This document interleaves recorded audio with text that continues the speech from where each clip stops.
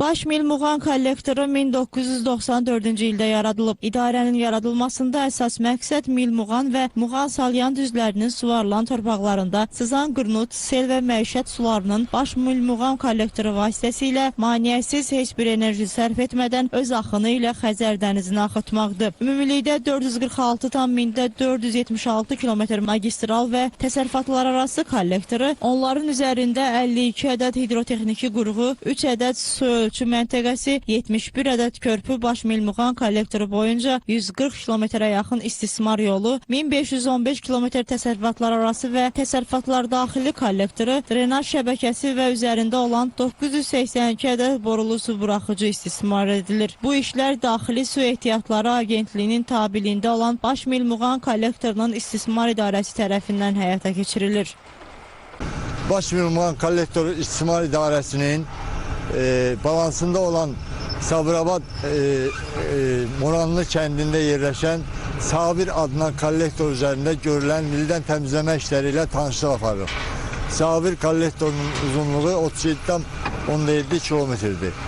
Bu kollektorun hardasa 7 kilometrində O41-12 dragline ekskavatorları vasitəsilə ildən təmizləmə, sahil bərkitmə işləri yerinə yetirilir. Cari ilin 10 ayı ərzində Salyan, Neftçala, Sabirabad rayonları üzrə 255 kilometrə yaxın məsafədə ildən təmizləmə işləri ekskavator və buldozerlərin köməkliyi ilə yerinə yetirilmişdir.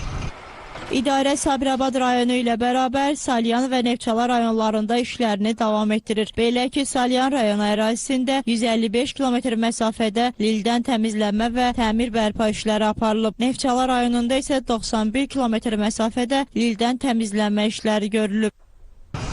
Qeyd etmək lazımdır ki, cari ilin 10 ay ərzində Baş Milmuğan kollektoru vasitəsilə Xəzər dənizinə 1 milyard 559 milyon kilometr su ötürülmüştür. Suyun maneəsiz ötürülməsi təmin edilmiştir.